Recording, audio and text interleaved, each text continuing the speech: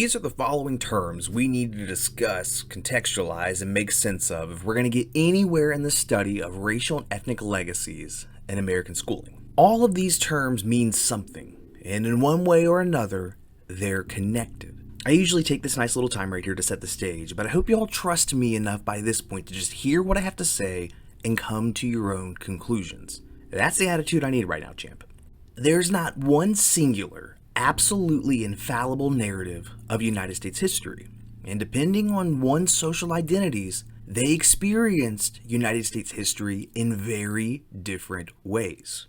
And it's important to remember that not all people from one social group or race or ethnicity experienced life the same way. Class, gender, ability, religion, all of that played a role. The way history is viewed by one social group won't be the same as other social groups, but all social groups have the right to tell about their experiences in the United States. That's what I'm doing here today. I'm going to give you a snapshot of the racial and ethnic legacies in American education and schooling. And if you've learned anything thus far, not everything is going to be about education, but I promise you it all relates back to education. As long as the United States has been a nation, there's been a vocal strand of the population that doesn't want to see America other than as a Christian, mostly white, nation practicing specific cultural values with a clear racial hierarchy and social order. Not all of these folks are the same. Some are in it for the idea of a Christian nation and everything that comes with it. Others are in it for the idea of upholding segregation. You also have those who've been dead set against immigration from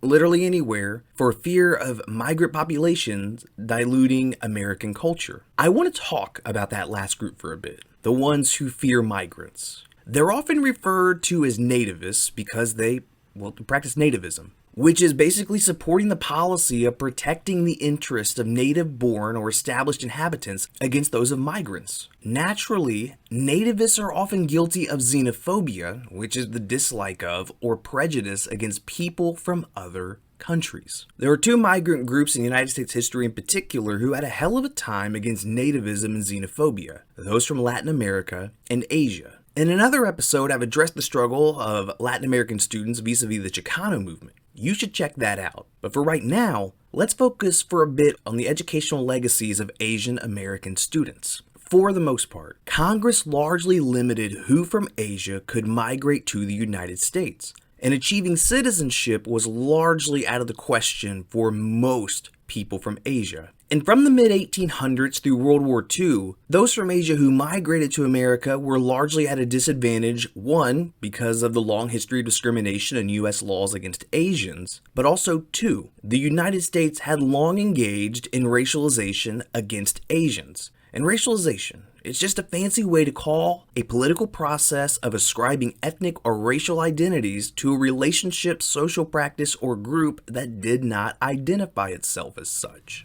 Although we've cleaned up our act, the United States racialized Asians to the point that many of the tropes assigned to Asians and Asian Americans still linger in our national shameful memory bank. Within the last 50 years, Asian Americans have undergone another round of racialization, and education has played a key role in that. Asian Americans are often ascribed with the term model minority, which is a general term for migrant groups that have ostensibly achieved a high level of success in contemporary U.S. society. And the term has been used most often to describe Asian Americans, a group seen as having attained educational and financial success relative to other groups in the United States. Yes, as a group, Asian Americans often make more money than other ethnic groups in the United States and have the highest rate of educational attainment, but that's missing the point. The point that you gotta understand is the history behind what the stats are missing. It wasn't until 1965 that the U.S. came anywhere close to opening immigration from Asia. The only folks the United States truly allowed to migrate in any large numbers before 1965 were migrants from Japan, and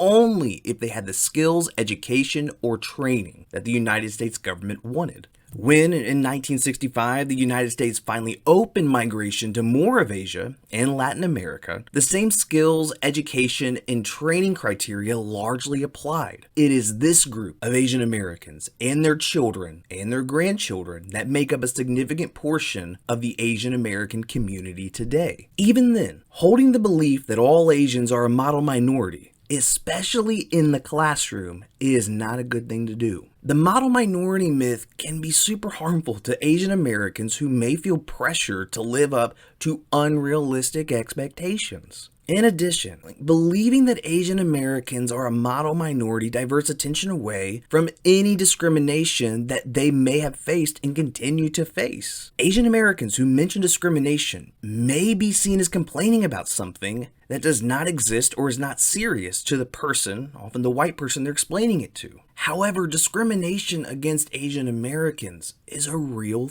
thing. In discrimination, it's important for you to understand that discrimination is manifested in a lot of different ways. Not hiring somebody for a job because of the way they look is discrimination.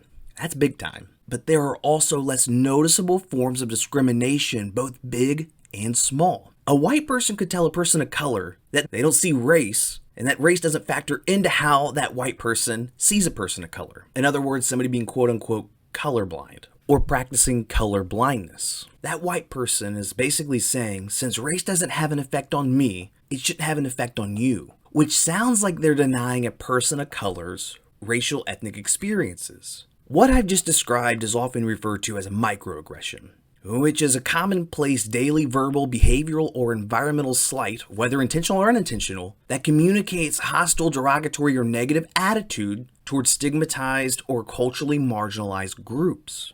And before we go change on the channel, please hear me out. Microaggression is an umbrella term that covers a lot of different themes, such as colorblindness, heteronormativity, and classism. It's like, sometimes without even knowing it, people say and do things that cause harm to others or uphold negative stereotypes. A man dishing out sexism by saying a woman should smile more may not even consider that what he's saying is sexist. But that's how microaggressions work. They send coded messages. And like I said, oftentimes those coded messages are squarely in the camp of discrimination. Take, for example, the phrase, all lives matter. The phrase, all lives matter, is a direct retort to Black Lives Matter. Thanks, genius. Taken in context of United States history, you see how shutting down black folks claiming their lives matter isn't the best business to be in. And to some folks, it's also a statement of anti-blackness, being resistant or antagonistic to black people or their values or objectives. And if we can return to our claim that discrimination is manifested in a lot of different ways, including microaggressions, I want to point out that discriminatory messages, both big and small, can be internalized by those being discriminated against. Those on the receiving end of discrimination can sometimes engage in what's called internalized racism, which is the conscious or unconscious acceptance of a racial hierarchy in which white folks are constantly ranked above people of color, and encompasses a wide range of examples, including, but definitely not limited to, belief in negative stereotypes or adapting to white cultural standards and thinking that supports the status quo, like denying that racism exists. If you take the history of the United States, you see endless instances of negative stereotypes about people of color. Do you expect that hundreds of years of stereotyping and discrimination would just not have any lasting influence on those for whom the discrimination was targeted? And on the flip side, did you not expect that hundreds of years of stereotyping and discrimination wouldn't somehow pollute the way white folks viewed people of color? That's the fear critical theorists have about education when it comes to the racial and ethnic legacies of schooling in America. If white Americans have largely dictated social, cultural, economic, political, epistemological, and ideological norms for all of American history, and often outwardly projected racism, stereotyping, and discrimination about non-white groups, which left many non-white groups in disadvantaged positions, then it's not hard to believe that those beliefs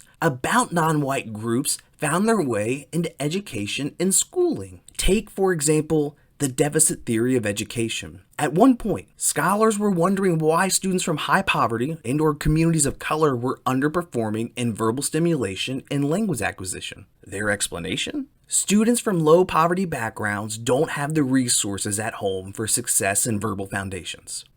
But the theory grew to an encompassing explanation for many underperforming students from high poverty areas. The deficit theory is a danger in education because teacher expectations can have a large influence on how a student performs. If a teacher believes that only students of higher economic status families can succeed in advanced classes, then that teacher will likely teach in a way so that only those students will succeed. I mean, it's not hard to consider, right? A teacher might inadvertently give more attention, effective instruction, and better grades to students who they expect to perform well.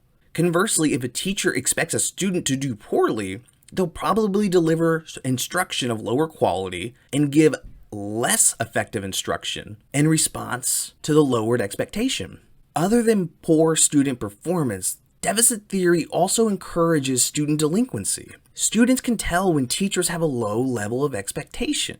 They also know when they are seen as remedial by their teachers. When teachers hold deficit theory attitudes and judgment, they believe it is impossible for students to improve. And so a feeling of helplessness settles in among students that feel as if they won't improve. That feeling in turn leads to students becoming apathetic towards their own learning. Eventually, they lose interest in school or dropping out entirely.